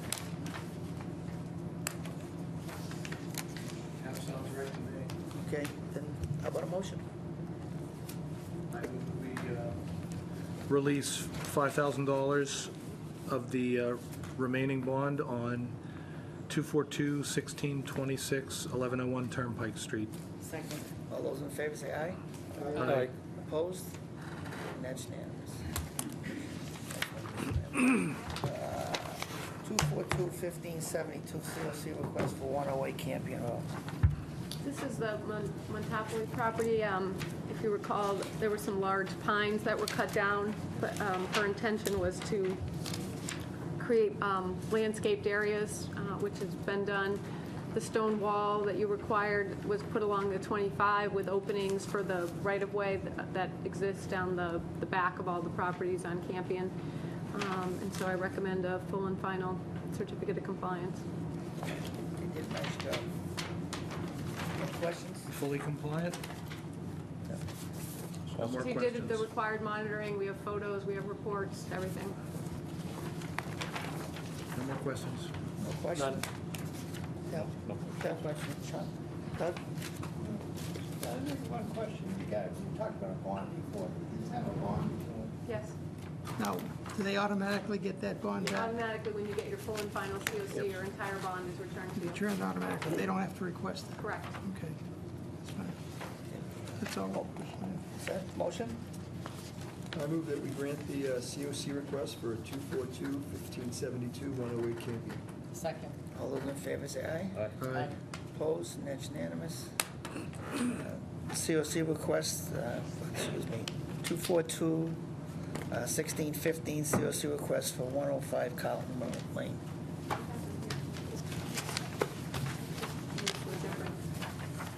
This was for an in-ground pool. A deck, sorry. It was for an in-ground pool. There was a shed. A pergola was added. I must have missed some emails.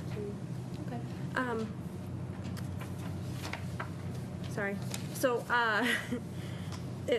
there was a deck, there was 2 modifications that were done. One was for the deck and the pool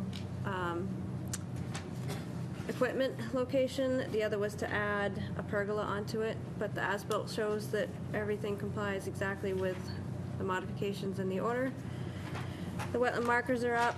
It is a cartridge-style filter. It's fully stabilized. It actually has been. They just hadn't finished the pergola until this year, so it's ready for COC. No questions. Pergola's a natural turf underneath, and just, obviously it's open to the air, so. The pergola, yeah, it's open. I've got photos if you like, but. But it's not on top of a patio, it's open to the ground or gravel perhaps? Yes, it's got the patio. Does the patio stop over there? Under your pergola? Oh, I'm sorry. Yeah, the patio stops. And the patio stops, and you've got like gravel under there, right? Yeah. Yeah. We stop. Sorry, I I'm couldn't all quite set. remember. It's been a while. I'm all set. I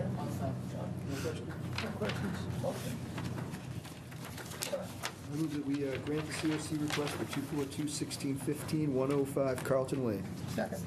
All those in favor say aye. Aye. Opposed? That's unanimous. Next one is 242-1616, COC request for 316 Great Pond Road. Give you guys. Sorry, Heidi had me update the recommendations on this, and I changed the part about we got the monitoring report, but didn't change the part about granting the COC. So this originally came in as an in-ground pool, if you remember, and came back with a modification to change it from an in-ground pool to a patio and swing set area and a shed. And there was a large restoration area that you can see on the plan. The restoration was planted at the beginning of the project. It was actually done first last September. The wall is in place. The wall was done first too. The patio and play area were built smaller. A fire pit was added, but that's really the only difference out there. Everything's stabilized. Wetland markers are up. The planting monitoring report was received. That's all doing very well out there. Jen and I have both been out there several times. The shed, the concrete pad is put down to put the shed up, but the shed's not there yet. But when the shed comes, it's already going to be over impervious area at that point, so shouldn't be a problem. Okay, good. Thank you. Jeff? I have no questions. Joe? No questions. No questions. Good. Nothing? Okay, I'll say. Motion. I move that we grant the COC request for 242-1616-316 Great Pond Road. Second. All those in favor say aye. Aye. Opposed, and that's unanimous. Next one is, and this one on Farnham Street, right? 242-1654, COC request for 110 Farnham Street. This was a septic system that actually had waivers because a portion of the pipe is actually in the 25. The tank is outside the 50, so the only thing within the 50 or the 25 is the pipe, which was approved under a waiver. Everything's fully stabilized out there. The wetland markers are up. The new owners are in the home. Everything looks good out there. Jack, any questions? No, I have no questions. Joe? No questions? No questions. No questions. Sean? No questions? No questions.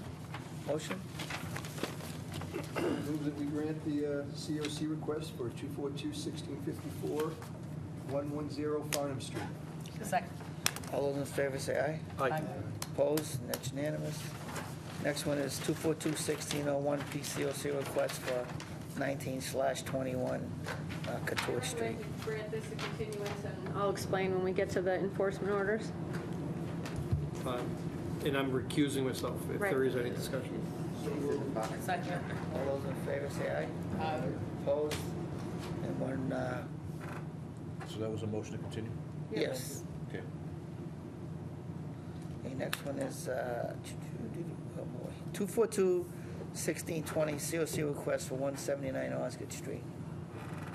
So you asked Mr. LaGrosse to present options to the guardrail that was originally shown on the plan for this project.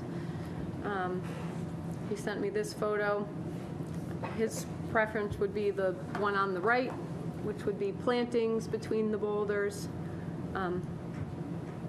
Although I think some of the boulders would have to be enlarged to actually look like that. That's not the actual boulders that are out there, is it? Yeah. Okay, there's a much smaller one, I think, to the right of the first two shrubs. But he's proposing shrubs between the boulders and signage. The not preferred option would be from his perspective. Most of the directors thought that was not appropriate for the building. We never even authorized the fence. No, he's suggesting that that was an alternative. He's suggesting it's an Correct. alternative, a fence. Yes. Well, No, let me apologize. second alternative. The first was the shrubs. Let me apologize, because the way it got back to me is you wanted a guardrail, and somehow I interpreted that, as you, from one of the last meetings, vehicle guardrails. But that's what the boulders were for. So here we are, and that price was like $6,650 or some number like that to put the guardrail in. We just did not have it in the CPA budget at that time. We finished we finished the headquarters building. There is a little bit of money, so, that lets us know that we can do something there. But in any event, my original thought was a guardrail to keep vehicles out. A little post sticking in the ground 2 feet will not prevent cars. So, that's when we ended up telling the contractor, well, if that's the case, you have to put a bracket, you got to put concrete down, the 10 by 10, they're gusset plates. And of course, that's when the price went up like that. And I think someone made note, no, it's never going to cost that. That's what it cost. However, a guardrail, just to keep someone from climbing over the rail, is similar to a fence post into the ground. With a fence hole digger, you put it in the ground a couple of feet, and put a top rail on it. If that's what you wanted, somehow I misinterpreted that, and I apologize for that. But in any way, I planned on having the boulders out there and having junipers, having some ground cover, except we didn't have the $1,000 at the time. But I was thinking of a barrier to keep people and cars from penetrating that and falling over the wall. My only thought was life safety, period. I had no real understanding of what the guardrail was for. So I said to the contractor, the stones are going to prevent cars from going over the wall.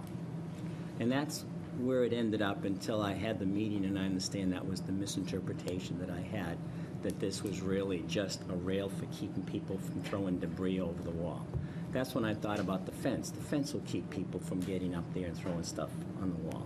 This would also, because it would keep, and I don't know what kind of debris we're talking about. It might be leaves and stuff from people across the street, so they have to come across with wheelbarrows or bags or something like that. I'm not really too sure. But since this happened, I sent this in to Jennifer. I'd love to put a no dumping sign, period. That should say to the neighbors, don't dump over here. And again, I'm trying to simplify this, but we have a couple of dollars. The directors, Stan was sick tonight. He called me and told me to come, but I noticed I'm on the agenda too, so.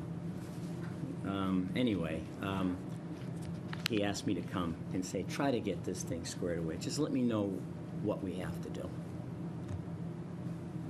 That's all. Did you want to go back to the original guardrail, which I don't know, and I'll discuss? I'll put a 6x6 post every 10 feet and a top rail on it and fasten it. That's pretty simple, but it's not a guardrail, it's just a barrier. It's just, I don't know what you would... We hate that term guardrail. It's not a guardrail. It's not a guardrail. It's not a guardrail. That's not what we were asking for, we weren't asking for, actually, the night you went to the meeting at the new school building, they have that, the timbers, and I mean, all this is a backhoe, a bobcat going in, auger it in, put the pole in, and then they put up 2 by... Lap joint. Yeah, lap joint, and that's why we said 6,000, and I even spoke to a contractor about it, he went, what, 6,000, you'd be all over it. $6,600. I know, I think, I think there was just a misinterpretation of what we were looking for. So, So normally what we would look for would be a physical barrier. Right. We there's start a with a stone detail. wall. We start with a wall. Right. The detail doesn't show concrete. A fence. She's got the detail on the plan. There is a detail on the plan. what size is that, like a 10 by 10? It has 6x8 posts and a 4x10 wood rail. That's it. Okay. How deep? They are buried, No, they're we do 6 2 by, feet. looks like they're buried 3 feet. That's where I was just gonna go. We start with a physical, it's always a physical barrier. We start with a wall, we work it down to a fence, and in certain circumstances, we allow these things that look like guardrails to still provide the barrier. 3.5 feet. I think that's how this. This is the fall. approved plan. Yeah. From my Rather than office, having a that's fence. what I've never seen it. The So, guardrail, something that looked like a guardrail served the purpose. Right. all right, so maybe... It kept people out and aesthetically it would look fine. It's still a complicated guardrail, but maybe we can eliminate the 4x10s and have like 2 2x10s or something like that. Yeah, I mean, I don't think it has to be 4 Okay. inches in All right. diameter. The ones that I saw didn't look like 4 inches, the ones at No, they were the 2. school. But The ones at the school were 2. Well, 2 foot, 2 by 8s. The intention is to make a permanent barrier, right? Right. That's the intention. Yeah. So, And then at some point, he How puts the high? shrubs and stuff. That says 2 feet, 2 2 feet feet. high. I think Yeah, it's 'cause 3.5 feet. normally Those we are require a 7-foot 2 posts foot- and they're buried We asked for halfway. 2 Oh, foot yeah, stone yeah, wall, yeah, which yeah. we would not. It's we 3.5 feet high. It's 7-foot posts buried 3.5 feet. That- So are you gonna, It So doesn't would make, you- would you well, comply with the order of I really conditions? wanted to do the planting, we'll probably do it next year, but somewhere along the line, Northeast Landscapes wants their money back. So the directors, myself included, we said, what do we have to do? I'm gonna get someone else to do this, because I agree that probably a post, maybe a 6x6 post instead of a 6x8 post, going down, and that's not deep. That stuff is pretty soft back there. So what happens if I had a fence, like the maintenance guy put something I spent like 4 that hours in. on these dogging it. That's all. It's not not big. complicated. No. so just comply with the order of conditions? Why don't I just do that? Right, Why don't I just do that? perfect. Keep it simple. Keep it simple. All right, so we'll continue to the next meeting. I'm gonna have him do it now because I have dollars in the budget and he's Do it still on now. he's still on the headquarters building, so I think I'm gonna have it done. Don't get Deb on your And back. then next year you can put your shrubs in and it'll be. We're gonna put the shrubs in That's the anyway. goal. Okay, so that will Right. continue till the 13th. Right. 13th the 13th of January. Second. 2016. All those in favor say aye. Aye. Opposed? Sorry for the misinterpretation. That's okay. That's me. It's not old age, it's just, Not worried. I agree with you. Do you want to deal with the other misinterpretation at this point? or- Oh, geez, please. Yeah, see, you're sitting there. I maybe shouldn't have come, but I'm here. All right, so we're gonna skip over I to thought I Stewart did a Street. good job. Well, you may have done a good job, you just didn't tell us about it. I know. We got 242, 15, 59, 40 Sugar Cane Lane. That's my home. We know So that. let me just say, I got this in the mail, and I called Hancock Associates, and I told him I needed it by next week. So he's gonna complete the as-built plan. I asked him to act as the construction monitor. He said, what's my scope? And, You talked to Greg? no, I talked to Joe Pesnoa. Oh, Pesnoa, okay. You need a wetland scientist to come monitor. Oh, yeah, that's right, I have that. Hancock has a wetland scientist, and they'll report on the complete work. Okay. Okay. That should be fine. I required the as-built plan by the end of the year, and the wetland monitoring. You still have planting to do, which I you'll still have have to do planting. in the spring. But Well, given not that these- he recorded the order but didn't engage any of the pre-construction conditions, he just did the work. No erosion controls, not that, It I don't wasn't, think that was a huge issue. They were proposed in the plan though, and Yeah. someone clearly didn't either I did not contact. get the order read or, anyway, it didn't get implemented. So he also received fines as authorized by the chair and vice chair for each of the conditions that was violated, which amounted to a one-time fine of $500. Which I'd like to have waived if I do this by the end of the year. I thought I gave a bond. Did I give a bond like 2 years ago? That might have been for another project. Oh. All right. That's how this started, was another project. The shed was Yeah. discovered, right? No, the shed was a violation, but not as part of Confusing the it with something project. else. Sorry. This is the one you had to go to the zoning board of appeals to get it put in the side yard. It was a process. Yeah. It was a process. That was a tough process because my neighbor wanted to see what it would look like. So the original order said by the end of the year? The original order hasn't expired yet, but he did all the work without, only recorded the order. He didn't do any of the other conditions. No bond posted, no monitor, no pre-construction, I moved the et shed. cetera. He just went and moved the shed and built the wall. Well, Well, as long as it's in compliance, it'll be fine. I guess that's why he's saying he'd like for you to consider waiving the fines if he gets the work. Take it under advisement. Let's take it under advisement. Get the job done. See what the project is when we're I would finished. get everything done first, We show good faith. and then, you know, come yeah, back. I and- understand. I understand. I'll put up the sign. I have the sign. I'll put the sign. But it's always better to, come back when you're all done and everything's nice, and then make the request. I think, Yeah, no, you're right. That's absolutely right. Except, you see everything from that side. On this side, when you have to work with the engineers, and You've been on both sides. and you see some of the invoices, and I work with Joe every day, and there's no favoritism or anything else like that. You do what you have to do. And I guess what happens at the completion of this, my bill was over $9,000 for engineering already for moving a shed from here to here. But the point of the matter is, you can't just say, okay, now do what you have to do and the rest. So I did it myself. Why don't we, we'll take the fine, waiver under advisement, That's all I can ask. and we'll see how you progress, how we make out what's been done up there. So, we're gonna So, continue this to the next meeting, now- Jen? Is that what we'll Yeah. end up doing? And you'll just get back to Heidi or I before the end of the year. I didn't know this meeting was tonight until Stan called me. It's every 2 weeks? We're now not meeting for 4 weeks because of the holiday. Oh, all right, that's But- good, January 13th. Schedule posted, isn't it? Yes, it's on, It's on It's the on town site. Conservation Department. Okay, so we need a motion to continue till January 13th. Second. All those in favor say aye. Aye. Opposed? That's unanimous. Thank you. Okay, thanks. we also need a motion to ratify the enforcement order. Just, you guys need to just ratify and sign. All those in favor say aye. Aye. Opposed? That's unanimous. Good night. Okay, and then we have another one we have to do is 29 Mabelin Avenue, 17 Mabelin Avenue. They can go back to that, that's fine. So that's, again, just a motion to ratify the 2 Mabelin Ave ones. It's, what number is the number? Ones are 29 Baylands. 29 Mabelin is the number. I have two of them. No, it's Mabel. Mabel, yeah, it's Mabel. We're gonna rename it. Enforcement order. This is a typo. It says 29 and 17. Do we have an enforcement order for two addresses? Because on the Yes. sheet, it has two. Yes. To issue for both? Is that correct? Duplexes. Oh, no, that's. Wait, wait. Yeah, they're two separate addresses. Only- That's- They only- can sign it, though. I don't know, Rob. I not been to the EP yet. Okay. I guess we're just voting on 29 tonight. 29, okay. The only one vote. Yep. 17's off the table.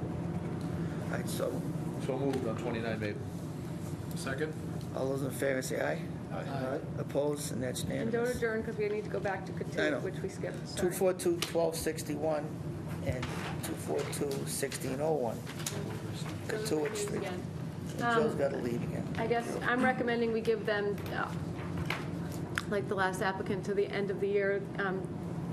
He's been working diligently to get this accomplished. He has 5 of the 6 homeowners signed. The issue was when the first round of enforcement orders went out, one of the homeowners had just bought the home, and so the developer received the enforcement order, not the owner. So I'd like you to make a motion to issue to that final owner the enforcement order, and then hopefully by the end of the year he'll be compliant. We can continue this to the... So you have the correct information on the homeowner? I have the correct information, but she did not receive it, and now everything's sort of backdated. So I'm saying extend the date out to the end of the year for her to sign it, and I'll reissue it to her. And did all these homeowners, you know the affidavit of service with respect to the orders of conditions, did all these homeowners receive executed? No, and he was cited for that in the enforcement order, but the problem is none of their banks caught it either. So they all have loans, and nobody's bank caught the open order of conditions on the orders. So I think that in order to do a complete job, these homeowners should get everything. We ordered them to do the affidavit. I don't know if he's done it. Well, why don't we do it? And instead of depending upon someone else to do it, why don't we? He has to do it. We don't go around and get him. He has to get the signatures and the forms. I'm not knocking on their doors and doing that. Okay, That'll take me all year. But I'm talking about the affidavit of service with respect to orders of conditions on the property. Did the homeowners get those? He's required to submit them as part of the enforcement order. And they have not been submitted? Well, he's collecting all that information in anticipation of doing one submittal to us. Because he's organizing the homeowners association, he's got repairs to the stormwater management system.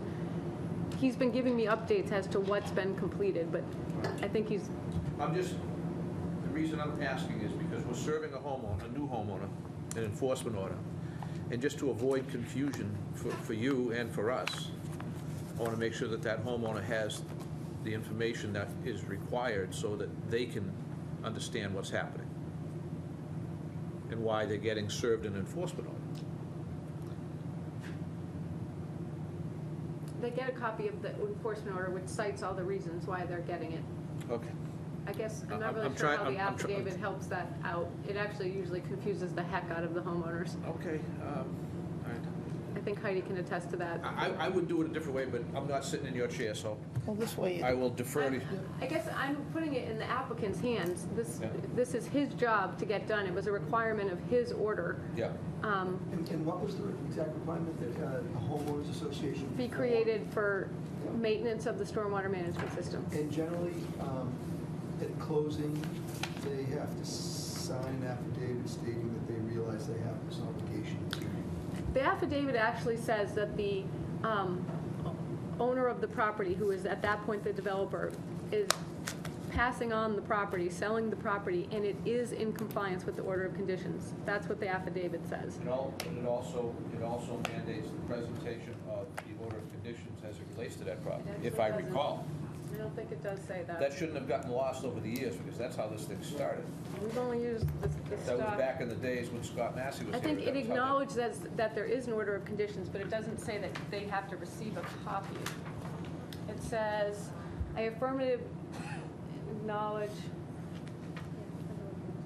you can either position with the applicant and position with the owner. You and I had a long discussion about this document long ago, and If the document needs to be fixed, yeah, it does say that they've received, but often it depends on which box they sign. So the owner can sign off saying that the property is in compliance and that they've received the order of conditions and that it is in compliance. It's not necessarily the homeowner. It says and or.